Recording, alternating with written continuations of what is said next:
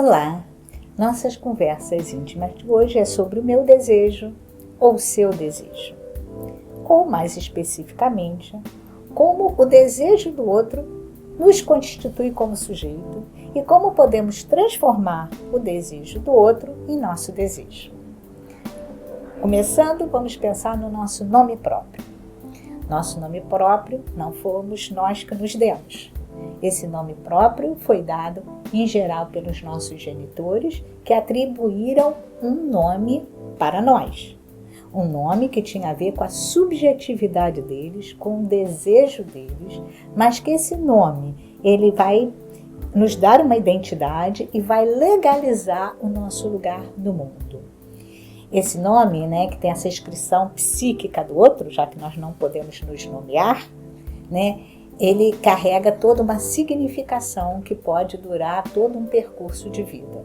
Por exemplo, se nossos pais nos deram um nome bíblico, há de ser diferente daquele que recebeu um nome da moda. Se recebemos o nome de um ente querido já falecido, é diferente daquele que não teve nome para dar. Tem pais que chegam sem nome, que a enfermeira do local é que vai nomear aquela criança. Tudo isso vai deixando marcas no sujeito. Além disso, podemos pensar que até muito antes de ser concebida a criança, ela já tem as marcas de como ela é esperada. Se ela é desejada, se ela não é desejada, ou até mesmo a forma como ela é desejada. Se uma criança é desejada para ser companhia da sua mãe frente à solidão, vai ser diferente de uma criança que é desejada por ser fruto de um amor genuíno de um casal, que também vai ser diferente daquela que não é desejada e se torna um estorvo, um fardo, é considerado um estorvo, um fardo na vida dos seus pais. Também há pais que não têm desejo por aquela criança, mas quando aquela criança nasce, há de desejá-la.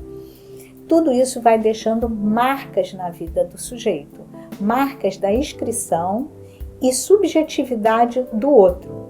E esse vai ser um pretexto que vai nos inaugurar como sujeito. Diferentemente do que os empiristas pensavam. Os empiristas achavam que nós nascíamos como uma tábula rasa, como uma folha de papel em branco que ia ser preenchida a partir do nosso nascimento. E a gente vê que esse preenchimento está até anterior ao nosso nascimento. Além disso, nós temos um outro fator importante, que é que o ser humano, ele não fala até praticamente 2 anos de idade. E nesse tempo, ele vai ser nomeado, adjetivado pelo outro, que vão falar características da sua personalidade. Por exemplo, vamos dizer, essa criança é muito chorona, essa criança tudo implica, ela é implicante, essa criança não gosta de nada. Vão dando denominações para a criança e isso não fica nulo para um ser humano. Muitas vezes a gente traz ressonância desses significantes que nos deram por todo um percurso de vida. Há também que ser dito que é claro que nem todas as palavras que recairão sobre a gente nos constituirão como sujeito. Tem palavras que nós descartamos, desfazemos. Crianças e adolescentes, elas também procuram fazer uma dissimetria entre o que os pais acham dela e o que ela é. Isso é muito, muito importante porque vai falar sobre a singularidade dela, para que ela possa ascender a um desejo que não lhe seja anônimo. Isso é muito importante. Quando as crianças e adolescentes às vezes não conseguem fazer isso, a análise também vai ter essa função de fazer essa dissimetria e descobrir o sujeito que está lá, para além desses desejos que o inauguraram. Por exemplo, eu tive no meu consultório há uns 20 anos atrás uma moça muito bonita que chegou se queixando, a queixa dela era dificuldades sexuais com o parceiro.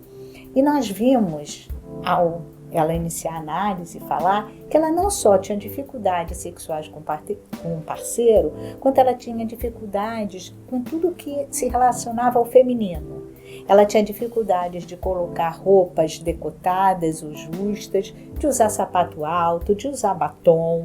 Vimos também que ela tinha uma profissão eminentemente masculina e que ela tinha até uma postura de vida mais masculina. E aí, em determinado momento, eu perguntei para ela: sua mãe queria ter um menino? E ela perguntou à mãe, que disse que não. Mas, felizmente, meses depois, veio a madrinha dela do exterior, que morava no exterior, e contou para ela o seguinte: que a mãe dela esperava um menino, que o quarto dela foi montado todo azul, que todas as roupas eram azuis e que, inclusive, o nome dela era um nome que foi transformado em feminino do nome masculino que a mãe havia escolhido para ela. Por exemplo, e esse vai ser um nome fictício, óbvio, se ela fosse chamar André, ela estava se chamando Andréia, né? Então a gente vê como esse desejo repercutiu nessa moça, né, esses anos todos, pela dificuldade dela assumir suas condições femininas frente ao desejo que não era da mãe.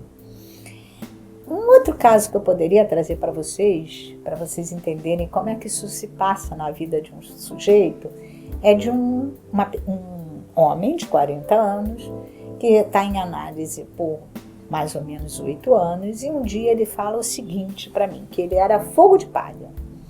Ao ouvir essa denominação, eu estranhei muito. Na medida que ele estava mais ou menos 8 anos comigo, ele conseguiu em análise um feito muito difícil de se conseguir. Ele emagrece fazendo regime, andando na praia e em análise 60 quilos sem fazer cirurgia bariátrica. Então como é que ele podia ser fogo de palha? Pelo contrário, ele era persistente nos seus objetivos. E aí a gente verificou que a sua mãe é que dizia o tempo todo que ele era fogo de palha, que tudo que ele começava, ele não acabava. Mas isso, na verdade, não lhe correspondia. Então, o que a análise também ela faz? Ela faz uma releitura do sujeito, né? Ela também proporciona essa dissimetria, uma releitura, porque há de libertar o sujeito quando ele consegue ler as suas próprias características para além desses desejos que recaíram sobre ele. A gente diz que esse princípio de vida, nós temos esses vestígios e que esses vestígios precisam se transformar em nossa própria assinatura para que a gente possa acender a nossa singularidade como sujeito, né? Então nós temos uma função na vida que é transformar esses vestígios primeiros em nossa assinatura e ter essa condição de sujeito. Obrigada.